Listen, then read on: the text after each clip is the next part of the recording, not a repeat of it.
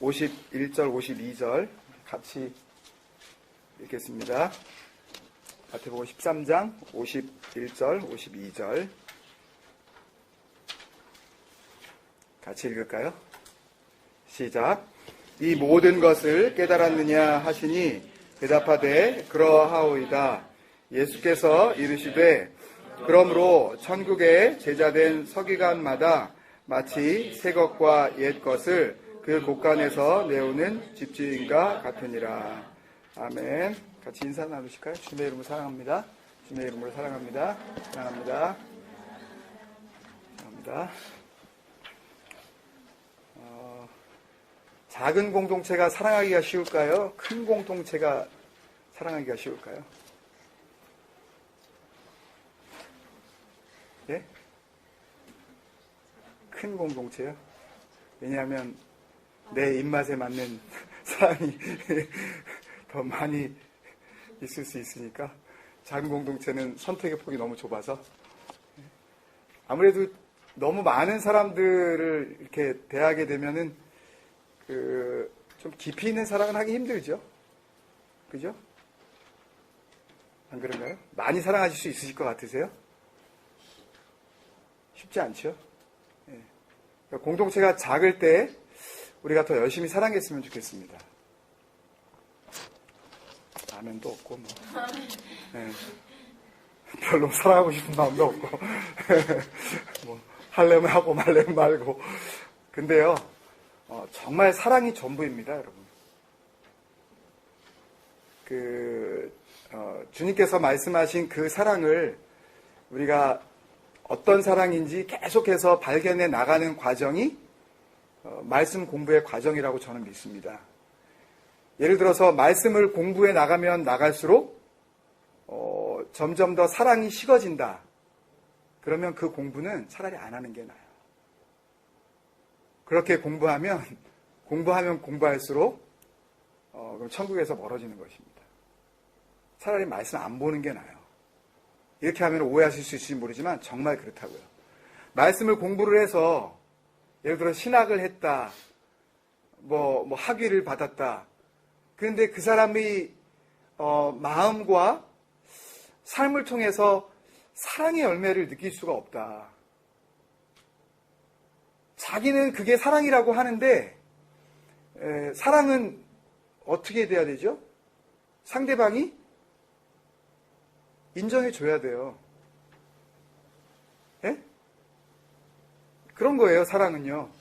사랑은 반드시 내 위주가 아니라 누구 위주예요? 예? 형제 위주예요. 이웃 위주예요. 다른 사람이 인정해 줘야 해요. 다른 사람이 저 사람 사랑 없다 그러면 자기는 아무리 나 사랑 있다 그러더라도 그 사람 사랑 없는 거예요. 왜? 사랑을 못 느끼는데? 자기만 생각하는 자기의 사랑이라면.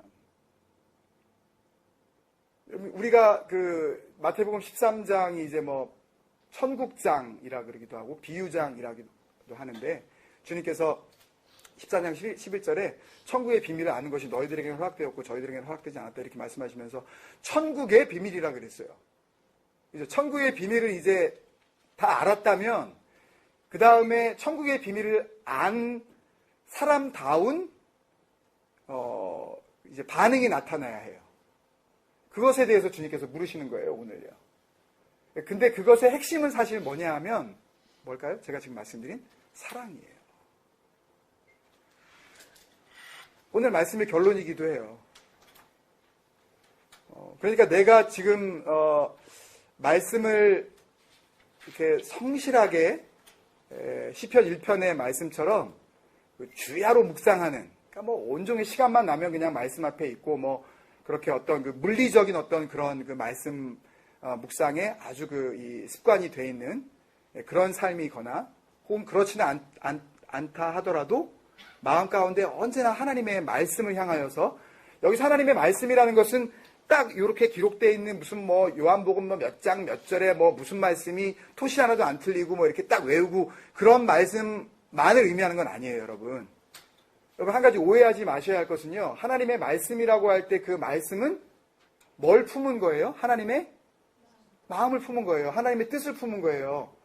우리가 지금 나누려고 하는 이 결론에 의하면 하나님의 뭘 품은 거예요? 하나님의 사랑을 품은 거예요. 그죠?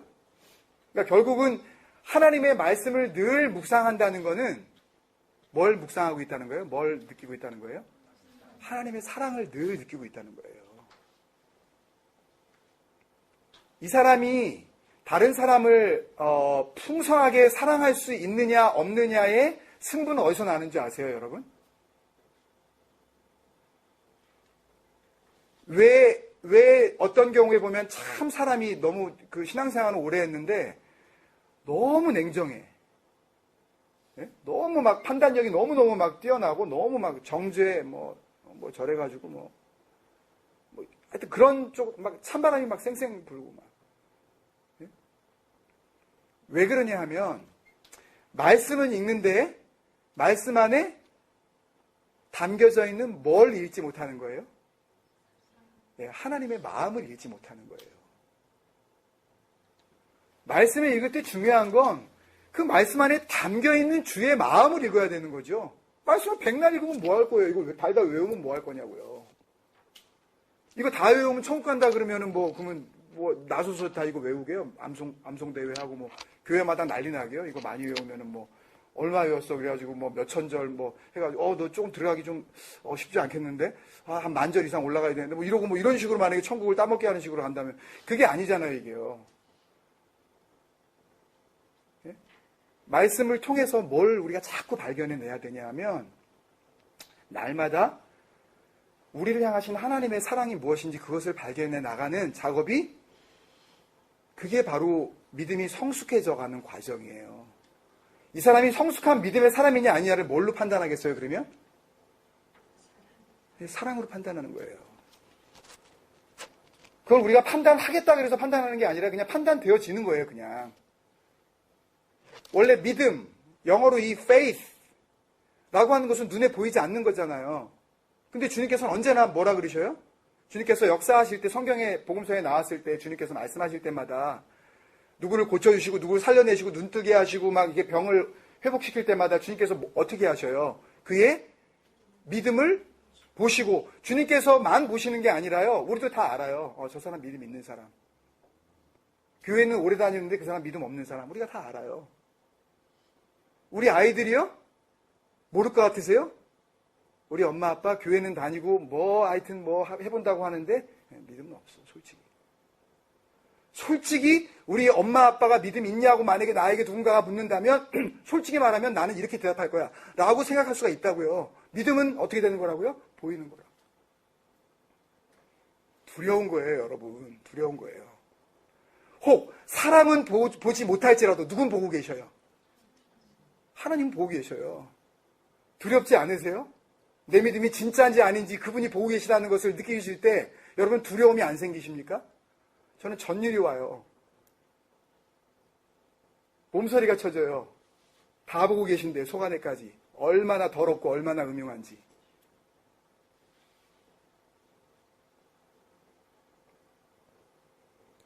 (51절에) 나오는 이 질문은요 그런 거예요. 여러분, 이 모든 것을 깨달았느냐라고 하는 것은 그냥 단순히 Do you understand all these stories? 그냥 너 알겠지? 그랬더니 뭐라고 대답해요? 딱 한마디로 얘기합니다. 영어로. Yes. 우와. 이 비유들, 그 비유 가운데 7개 앞에 비유가 나오는데 그 비유 가운데 해석은 몇 개였었던 거 기억나시나요? 주님께서 해석은 몇 개 하셨는지 아세요? 해석은 2개 하셨어요. 근데 2개를 해석을 해 주셨는데도 저는 잘 모르겠거든요. 여러분들 잘 아셔요? 안다 그래야 될지 모른다 그래야 될지. 모른다 그러면은 목사 물 먹이는 거고 또 안다 그러면 또 알면 한번 얘기해보라 그러니까 겁나기시기도 하시고. 근데 예수님께서 제자들에게 직접 이제 완전히 저자 직강이잖아요 지금. 그죠? 예수님께서 지금 바로 그냥 다이렉트로 지금 강의해 주시고 다이렉트로 지금 설명을 해 주셨는데, 근데 알았니까 한마디로 딱 나오잖아요. sure. 그러하오이다. 이거는 거의 아멘 수준이에요. 그것도 아주 담대하게. 좋다. 그러면 이제 주님께서 말씀하시는 거예요. 그 다음에. 그러므로, 이 그러므로라는, 이 단어는요, 제가 굉장히 좋아하는 단어예요. 성경에서. 제가 요, 그러므로만 가지고 설교를 한 적이 있어요. 한번. 기억나시나요?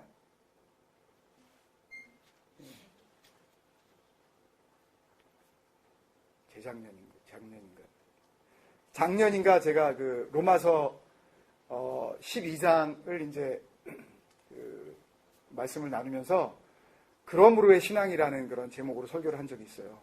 그러므로 하나 가지고 이제 이 단어가 가지고 있는 영적인 의미 이것을 갖다가 이제 같이 나눴었는데 너무너무 중요해요. 그러므로가 돼야 돼요, 우리는요. 그러므로라는 이 디아투토라는 이 단어는 뭔가 앞에 일이 벌어진 거예요. 근데 이 앞에 벌어진 일이 전부 어떤 일이냐 하면 이건 좋은 일이에요. 복된 일이에요. 이건 구원받을 일이고 이거는 은혜의 일이에요. 그러므로가 나오면 그 앞에 있는 것들은 전부 다 하나님의 나라, 복음과 관련되어 있는 그런 내용들이라고요. 예를 들어서 로마서 12장 1절 어떻게 시작해요? 그러므로 눈치가 좀 있으시네. 그러므로 형제들아 내가 하나님의 모든 자비하심으로 너희를 권하노니 너희 몸은 하나님이 기뻐하시는 거룩한 희생제물로 드리라. 그럴 때 그 그러므로가 왜 나왔냐 하면 그 앞에 무슨 내용이 나와요? 너희가 믿음으로 말미암아 구원을 얻는 거다. 일하지 않았다 할지라도 경건치 않은 자를 경건타 하시는 이를 믿는 이에게 구원 주시는 하나님이시다. 아무것도 안 했는데도 불구하고 그 믿음 보시고 너 경건하다 라고 해주시는 그분을 믿는 믿음을 보신다. 약간 좀 어렵지만 말이. 그 복된 소식이 있은 다음에 뭐가 나온 거예요? 그러므로가 나온 거예요. 그러니까 이 그러므로라는 주님께서 단어를 사용을 하셨을 때는 굉장히 의미가 있어요. 좋다. 그러므로 됐다 이거예요. 이제 주님께서 말씀하신 천국의 비밀, 그 핵심을 갖다가 니네가 이제 다 알았고 깨달았다 그랬으니 됐다. 그러면 너희가 누구냐 이제 주님께서 선포하셔요. 그걸요. 누구라 그러시냐면 천국의 제자된 서기관이라 그러세요. 천국의 제자된 서기관. 그러니까 주님께서 7가지 비유를 말씀하시고 그 비유에 대한 뭐를 안 사람들, 하나님의 마음을 안 사람들, 하나님의 뜻과 계획을 너희가 다 알았다고 대답을 했으니까, 다 깨달았다 그랬으니까, 그 본질을 알았다고 그랬으니까, 그렇다면 너희는 누구다? 너희는 천국의 제자된 서기관들이다. Every teacher of law라고 그랬어요.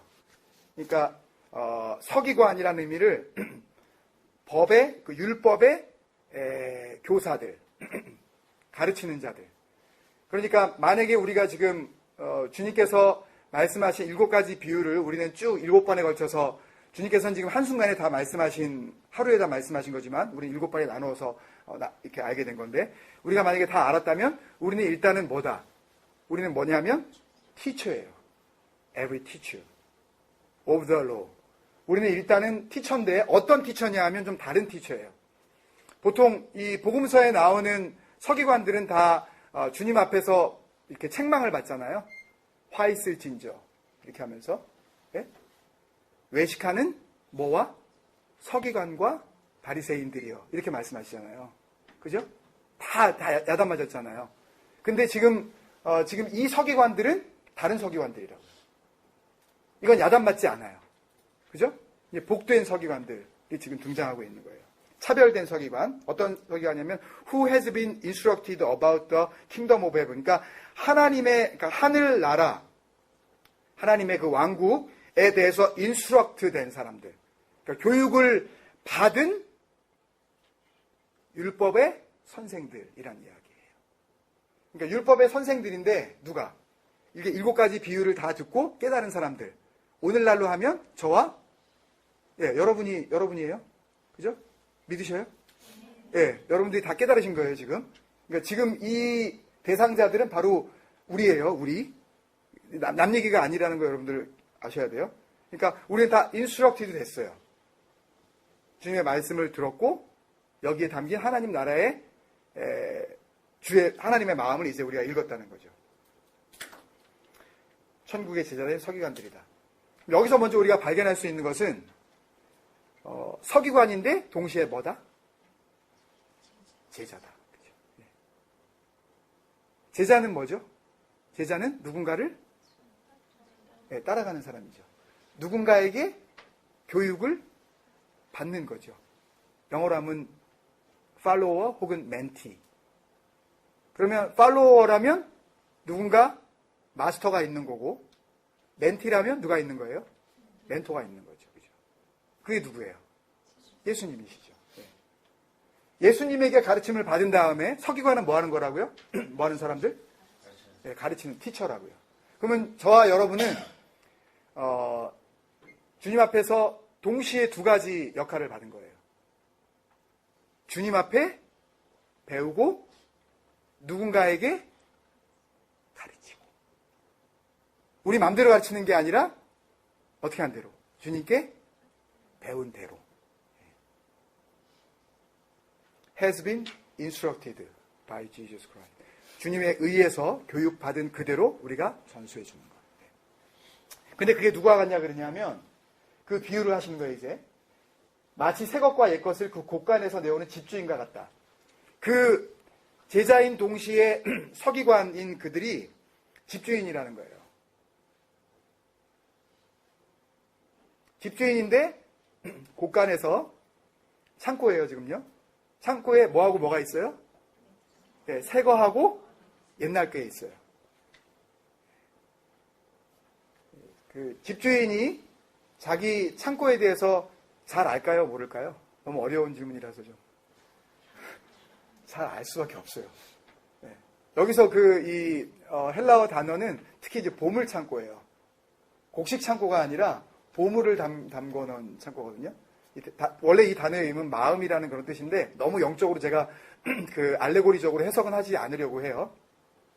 이 보물 창고라는 것인데 보물 창고라면 그 주인이 그 보물 창고에 대해서 누구보다도 잘 알고 있다. 그렇다면 우리는 그 집주인처럼 그 안에 그 보물 창고 안에 들어있는 옛날 것과 새 것 그것을 잘 알아야 된다. 그 말씀이에요. 이게 끝이에요. 오늘 말씀에. 네. 쉽죠? 오늘은 좀. 쉬우셔요? 그래도 알쏭달쏭하세요?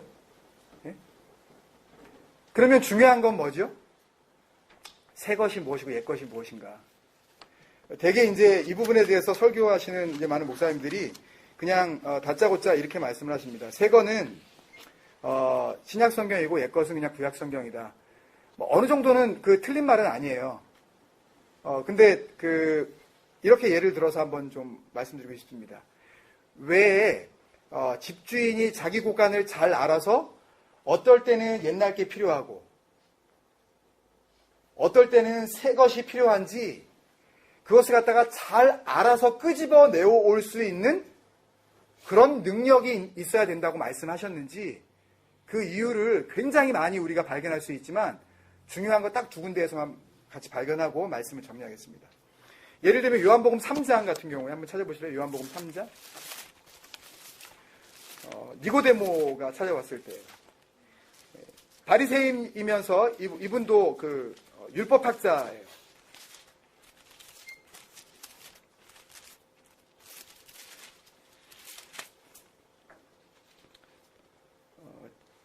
지도자예요. 요한복음 3장에 보면은 저녁에 이제 찾아옵니다. 니고데모가. 그때에 주님께서 이제 말씀하셔요. 사람이 거듭나지 아니하면 하나님의 나라를 볼 수 없느니라. 여러분, 이게 여러분들이 생각할 때 이게 새 것일 것 같으세요? 옛 것일 것 같으세요? 이런 말씀 들어보셨어요? 옛날 어떤 시절의 어떤 보물, 하나님의 말씀, 이런 것 가운데. 거듭나지 않으면 하나님의 나라 볼 수 없다. 이런 말씀을 예를 들어서 구약 성경에서 우리가 한 번도 본 적이 없어요. 주님께서 처음 말씀하시는 거예요. 거듭나지 않으면. 그 다음에 또 5절에 사람이 물과 성령으로 나지 아니하면 하나님의 나라에 들어갈 수가 없다. 그리고 제일 중요한 거, 요한복음 3장 16절. 이걸 니고데모와 이야기할 때 하신 거라고요. 하나님이 세상을 이처럼 사랑하사, 이거를 말씀하셨어요. 그리고 17절, 18절에 어떻게 심판하실지도 이야기하셨어요. 이건 전부 다 주님께서 말씀하신 새 것이라고 저는 믿습니다. 왜냐하면 이게 새 것인지 아닌지 한 군데만 찾아서 비교해보면 금방 알 수가 있어요. 마태복음 19장 한번 잠깐 보실래요? 마태복음 19장 16절. 또 어떤 사람이 찾아옵니다. 이 사람은 부자 청년이에요. 마태복음 19장 16절. 16절. 이 사람이 찾아와서 어떤 사람이 뭐라고 질문을 하냐면, 선생님이요, 똑같아요. 요한복음 3장 2절에도 보면요, 랍비요 라고 이렇게 똑같은 그 단어거든요. 뭐라고 질문하냐면, 내가 무슨 선한 일을 하여야 영생을 얻으리이까? 다시 한번요, 여러분. 내가 무슨 선한 일을 하여야 영생을 얻으리이까? 여러분, 이 질문 자체가 동그라미예요, X예요? 왜 X죠? 네, 선한 일을 해서 영생을 얻을 수 있으리라는 질문 자체가 잘못된 거죠. 여러분 너무나 복됩니다. 네, 여러분 너무 감사해요. 네, 사랑합니다. 여러분 정답을 맞춰주셔서. 네, 그 정답을 붙잡고 정말 사셔야 돼요. 그게 정답일 뿐만 아니라 그것이 주님께서 알려주신 하늘 가는 길이에요. 그게요. 그게 아니라는 것. 그러니까 주님께서 옛 것을 가지고 질문하는 자에게는 옛 것으로 질문에 대답하십니다. 보세요. 옛 것이 뭐냐? 17절에 주님께서 이렇게 대답을 하셔요. 예수께서 이르시되 어찌하여 선한 일을 내게 묻느냐? 선한 이는 오직 한 분이시니라. 내가 생명에 들어가려면 뭐라 하라고요? 계명들을 지키라. 이게 예수님의 말씀이라고 여러분들 믿겨지세요? 어떻게 하라고요? 생명에 들어가려면 계명을 지키라고요? 이게 말이 돼요? 말 안 되죠. 예수님께서는요, 잘못된 질문에는 뭘로 대답하셔요? 잘못된 대답을 해주셔요.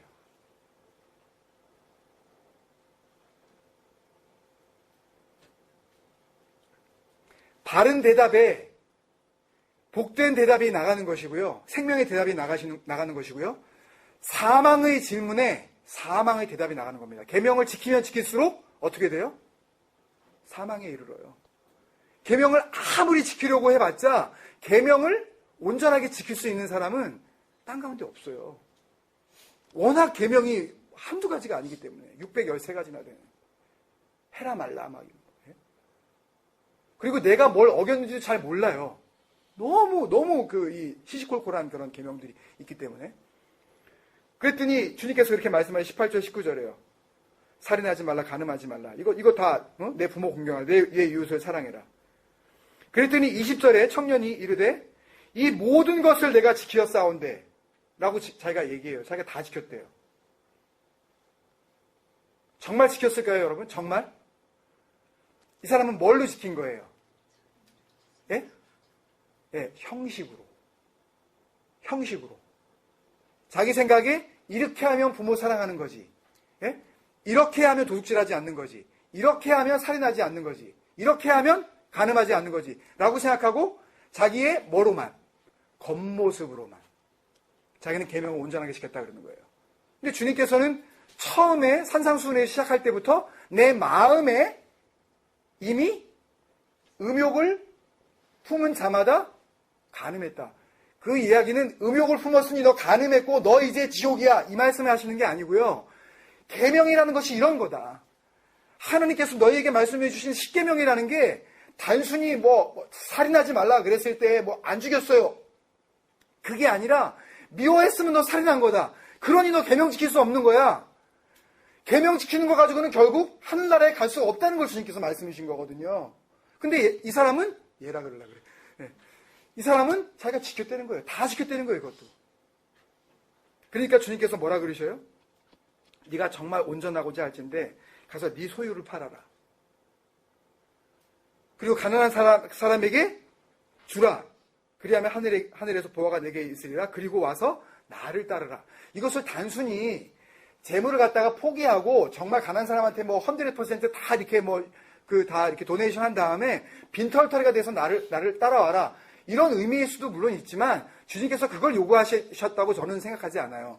예를 들어서 그 사람이 그렇게라도 영생을 받기 위해서 정말 그걸 갖다 다 포기하고 따라간다면 정말 진심으로 그것이 만약에 주님 앞에서 하는 그런 모습이라면 그것이 주님께서 보시기에 정말 주님을 따라오는 거겠지만 다 팔아놓고도 마음 가운데 정말 그 소유에 대해서 아까워하는 마음. 내가 과연 이렇게까지 하면서까지 내가 이 사람을 따라가야 할 것인가 라고 하는 그런 계산적인 마음. 뭐 이런 것들이 있는 상태에서 만약에 주님을 따라간다면 그런 따라감을 가지고 주님께서 나를 따르라고 하시는 그런 따라옴이 아니라는 것. 여러분들 느끼시지 않으셔요? 주님께서 소유 팔으라는 게 아니에요, 지금요. 너 재산 정리하라는 게 아니에요. 그런 식으로 한다면 우리가 만약에 좀 돈 좀 조금 있다고 생각하시는 분들, 그럼 다 그거 포기하셔야 되게요? 어떻게 할 거예요, 그러면요? 그 다음에 주님께서 말씀하시잖아요. 23절에 부자는 천국에 들어가기가 어렵다. 그러면 부자는 다 어려운가요? 부자는 천국에 어느 정도 어렵다 그러세요? 그 다음 우리가 잘 아는 거? 낙타가? 뭐 이것에 대한 해석은 많지만 그냥 요대로만 그냥 알고 그냥 넘어갑시다. 낙타가 바늘귀로 들어가는 게 가능해요? 이게 불가능하잖아요. 그럼 결국은 이렇게 반대로 우리가 설명을 하자면 그러면 부자는 천국 못 들어간다는 얘기나 마찬가지네. 그러면 만약에 낙타가 바늘귀로 들어가려고 그러면 바늘이 터지든 아니면 바늘 갖다가 뭐 엄청나게 큰 거 갖다 하나 만들어내든 뭐 그래놓고서 이걸 바늘이라고 그러든 하여튼 뭐 뭔가 억지를 부려야 될 거 아니에요. 거기를 통과하려고 그러면. 물론 이 바늘귀는 또 해석이 많아요. 예루살렘으로 들어가는 그 문 가운데 바늘귀라는 그런 이름의 문도 있었어요. 근데 그 문 자체가 좀 좁아요. 그래가지고 양은 들어가는데 낙타가 들어가기엔 좀 비좁은 문이다. 그래서 뭐 했다 뭐 여러 가지 설명은 많지만 그 설명을 다 드리려고 그러면 오늘 한두 끝도 없고 그냥 요대로만 우리가 해석한다 하더라도 한마디로 이 말대로 따르자면 부자는 천국에 들어갈 수 있다 없다. 부자 들어갈 수 없다. 그 말씀 아니에요. 근데 과연 그럴까요? 그럼 돈 많은 사람들은 남들이 저 사람 부자야 라고 말하는 걸 두려워해야 되겠네요? 절대로 부자라는 소리 들으면 안 되겠네요? 그런데 부자라고 말을 듣는 순간 나는 어떻게 되는 거야? 낙타가 되는 거예요. 네, 그런 의미가 아니잖아요. 근데 주님께서 결론으로 말씀하시죠? 결론은 뭐냐면 26절이에요. 우리 같이 한번 읽어볼까요? 시작. 예수께서 제자들이에요. 그들을 보시며 이르시되 시작. 사람으로는 할 수 없으나 하나님으로서는 다 하실 수 있느니라. 뭐를? 영생을. 영생에 대한 주권 자체가 누구 손에 있다는 거예요. 사람이 아무리 노력해도 될 일이 아니라는 거예요. 하나님의 손에 달려있다. 이 영생의 구원의 주권은 전적으로 하나님의 손에 달려있다. 이 이야기를 하시는 거잖아요. 그래서 제가 말씀드리려고 하는 것은 뭐냐면 주님 앞에 나올 때 정말 주님 앞에 복음을 받을 준비가 되어 있는 자가 있어요. 마태복음 5장의 그 산상수훈의 그 시작하는 그 첫 구절을 우리가 따르자면 심령이 가난한 상태. 여기서 이 가난하다는 그 자체가 무슨 또 뭐 이렇게 뭐 빈궁하다라는 그런 뜻이 아니죠. 우리 마음 가운데 말씀을 향하여서 정말 진정한 간절함이 있는가. 여러분 한번 제가 질문 드릴게요. 정말 중요한 건데요. 말씀을 향하여서 늘 마음이 가난하세요? 그냥 속으로 대답하세요. 아멘 안 하셔도 돼요. 이게 믿음의 승부예요, 여러분. 인격이 어디서부터 달라지는 줄 아세요? 어떻게 삶의 변화가 일어나는 줄 아세요? 주님 앞에 정말 가난한 심령이 되어질 때 내가 다 가지고 있는 것 같아서 별로 기도할 제목이 없는데 막 뭐 고통 가운데 막 기도할 제목이 많은 사람은 그렇다 그래서 뭐 심령이 무조건 가난하다 그런 뜻은 아니에요. 주님 앞으로 나아가서 정말 주님 앞에 마음이 막 정말 그렇게 애통하는 마음, 그거는 어떻게 말로 설명할 수가 없는 거죠. 그 심령을요. 주님과의 관계성의 문제이기 때문에요. 이거는요. 정말 그런 마음을 가지고 계세요, 여러분. 저는 조금이라도 제 마음이 주님 앞에서 이제 됐습니다, 주님. 이제 만족합니다. 뭐 이제 말씀 이 정도면 뭐 제가 알 만큼 알았습니다. 저는 뭐 한평생 그러지 않기를 정말 바라고 지금도 그렇지 않지만 혹이라도 제 마음 가운데 그런 그런 잘못된 만족감, 이거를 저는 그 포만감이라고 부르는데요. 이 포만감은요, 영적인 자살행위입니다, 여러분. 다 얻었다고 생각하는 거. 말씀 앞에 갈급하지도 않은데 불구하고 얻어진 평안에 대해서 여러분들 잘 생각하셔야 해요. 우리 지난주 주일날 말씀 나눈 그 라브 샬롬 있잖아요. 그 큰 평안은요, 반드시 한 가지 길밖에 없습니다. 말씀을 지극히 사랑하지 않고서는요, 그 큰 평안은 가질 방법이 없어요. 여러분 잘 생각해 보세요. 아니, 뭐 이 험한 세상 가운데 말씀을 어떻게 지극히 사랑하나, 솔직히 진짜, 목사 지도 이민생활 해봤으면 알 거 아니야. 어떻게 말씀을 지극히 사랑하나? 이 험한 세상에. 여러분 그러지 마세요. 그렇게 반문하시면 안 돼요. 정말 주님 앞에서 여러분들이 주님을 사랑한다고 여러분들이 고백을 한다면, 그리고 이 주님 생각 에클레시아가요, 주님의 손에 붙들린 바 되어져서 이 멜번 땅 가운데에 하나님을 향하여서 막 정말 뭐 불타는 마음으로 그렇게 간절하게 방황하고 있는 그런 많은 잃어버린 영혼들을 우리가 같이 함께 구원할 수 있는 그런 능력 있는 공동체가 되게 하기 위해서는요, 우리 먼저 와 있는 우리들이 말씀을 지극히 사랑하지 않고서 승부가 안 나요. 우리 같이 그 힘을 모아야 돼요. 우리 아이들을 위해서 다른 거 기도하지 마세요. 중요해요. 좋은 직장도 중요하고 배우자도 중요하고 다 중요한데요. 그 모든 것들의 출발이 어디서 이루어지는지 아세요? 먼저 부모님이 말씀을 지극히 사랑하셔야 해요. 그게 온전한 믿음의 유산이에요, 여러분. 물론 어떤 경우 이런 경우 있죠. 엄마 아빠가 뭐 대충 그냥 이건 위선인지 뭔지 모르겠는데 아주 적당히 교회 다니고 그랬는데도 불구하고 갑자기 집에서 갑자기 그 믿음의 자손이 막 나오는 그런 경우가 없는 건 아니에요. 제가 이렇게 얘기할 때 여러분들 그래도 믿음이 없는 그 왕 가운데 갑자기 아들도 믿음의 왕이 태어나고 그래, 열왕기서에 보면 그런 게 또 있는데 또 저런 식으로 몰고 가냐? 이렇게 말씀하시면 안 돼요. 정말 건전한 거는요, 여러분, 믿음의 건강한 유산을 부모의 세대가 다음 세대에게 물려주고 또 그 믿음의 유산을 다음 세대에 물려주는 것이 하나님께서 원하시는 거예요. 중간에 그렇게 단절되어지는 오고 오는 세대 가운데 계속 그 믿음이 연결되어지는 것을 하나님께서 기대하시는 거죠. 끊겨졌다가 몇백 년 동안 하나님께서 잃어버리셨다가 그러다가 누군가 한 사람을 찾아가지고 간신히 한번 그와의 관계를 회복하게 하시려다가 하나님이 그걸 원하시는 건 아니에요, 여러분. 그렇기 때문에 우리가 한번 다시 돌아봐야 할 것은 내가 정말 말씀을 향해 복음을 향해서 간절한 마음이 있는가. 그때 주님께서 그 마음 가운데 새 것을 주실 줄로 믿습니다. 옛 것은요, 이 율법을 붙잡고 살면은요, 자신만 죽일 뿐만이 아니라 구원도 이루어지지 않고 그 율법을 붙잡으면 붙잡을수록요, 다른 사람에게 찌는 흉기가 된다니까요, 여러분. 우리 교회가 말씀을 붙잡는데 그 말씀을 율법적으로만 자꾸 붙잡잖아요. 우리 교회 아무도 못 와요. 와도 다 떨어져 나가게 돼 있어요. 왜? 칼 붙잡고 그거 갖다 여차하면 그냥 첩보이려고 그러는 사익이 등등한 게 느껴지는데? 딱 와봤더니? 그거는요, 그냥 느끼는 거예요. 이건 어떻게 뭘 보여주지 않아도 딱 느껴요. 이게 사랑인지 아니면 살기인지.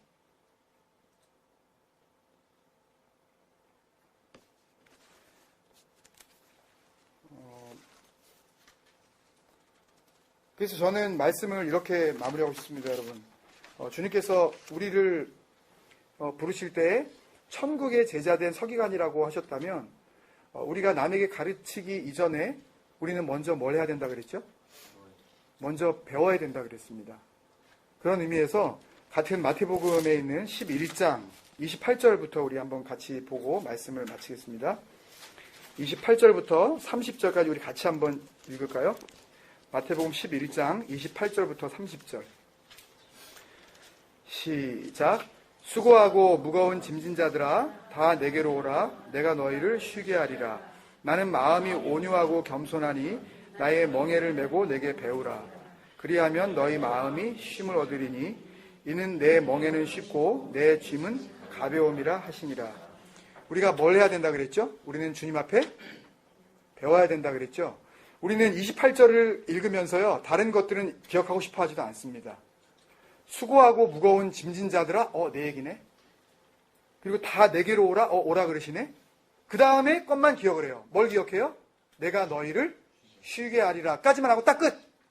됐어 이제. 뭐 은혜인데? 이거 좋은데 이거? 나 무겁거든? 근데 나 주님 앞에 오고 싶거든? 근데 왔더니 뭘 주셔요? 쉬라 그러셔요. 최고네 이거 교회. 이게 위장된 복음입니다 여러분. 이게 페이크 가스펠이에요. 이거 가지고 만약에 무슨 전도 집회 이거 가지고 뭐 여러분 오십시오 라고 만약에 이런 쪽으로만 말씀을 해서 딱 그냥 끝내버린다면 이거는 전하는 이나 듣는 이나 함께 자살행위를 하는 거예요. 주님께서 말씀하신 너도 못 들어가고 남 들어가는 것도 막고 있는 거라고요. 이런 식으로 쉬라 그러는 게 아니에요. 그 쉼이 뭐라고요? 주님께서 직접 말씀하셨죠. 그 다음 절에 쉼이 뭐라고요? 쉼이 배움이라고요 여러분.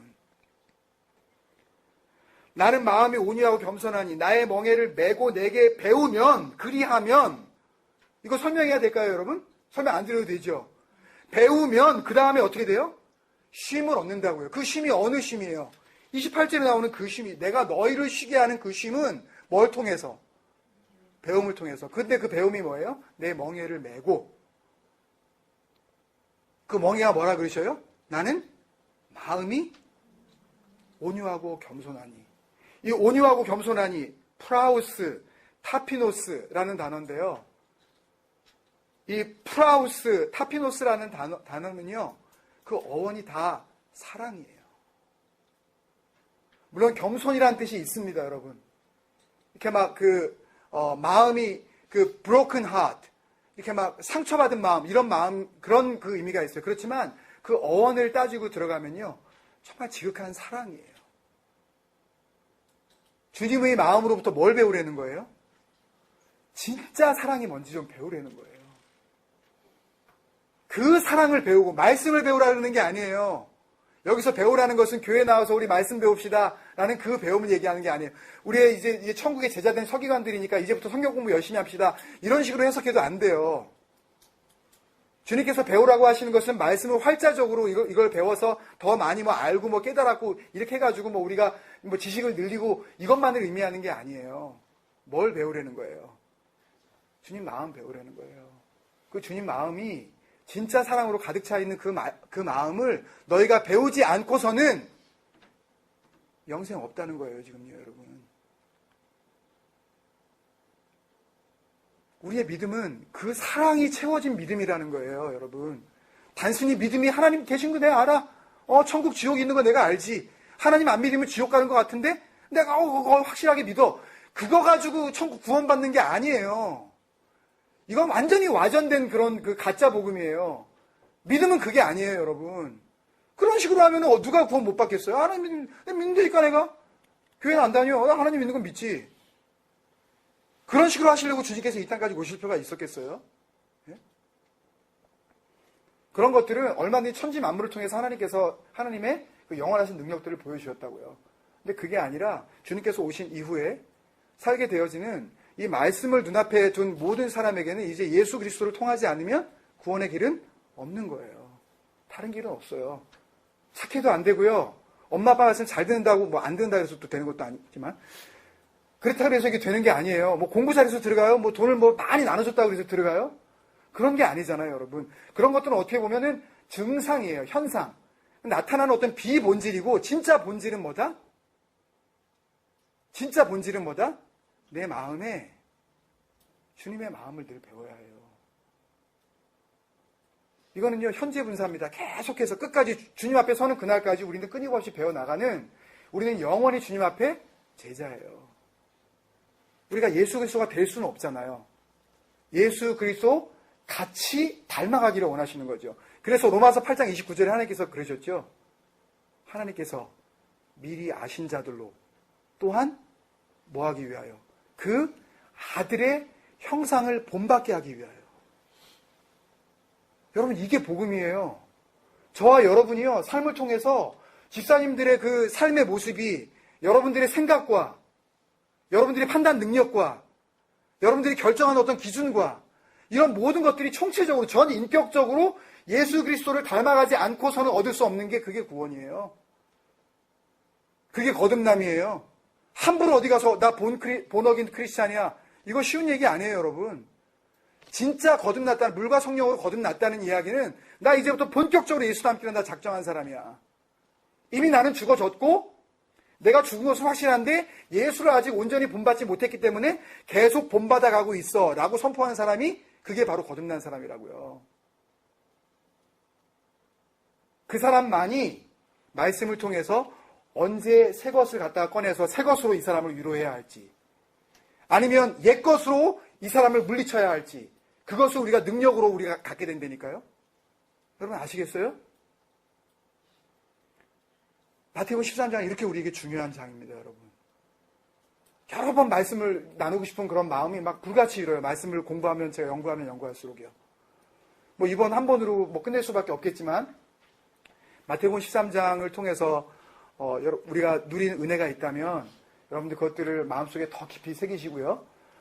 그 은혜를 통해서 우리의 사명, 또 우리의 믿음의 본질, 또 구원받은 자로서의 우리의 정체성, 이런 것들을 여러분들 바르게 회복하실 수 있는 그런 귀한 은혜의 계기가 되기를 주님의 이름으로 축원드립니다. 우리는 천국의 제자된 서기관들입니다, 여러분. 그런 귀한 사명을 우리에게 주셨는데 그 주신 사명 생각하면서 우리 같이 한번 기도했으면 좋겠습니다. 여러분, 단순히 말씀 몇 자 우리가 알았다고요? 그게 다가 아니라는 것을 우리가 좀 기억했으면 좋겠습니다. 혹 우리 아이들이 말씀을 잘 보지 않는다고 해서 또 그것이 또 무조건 잘못됐다고 여러분 생각하시면 안 돼요. 왜냐하면 그렇게 압력을 가할 때 잘못하면 자칫 그 아이들을 또 다른 율법적인 아이들로 만들 수 있기 때문이에요, 여러분. 무조건 말씀 앞으로 내 몰고 가는 것이 중요한 것이 아니고요.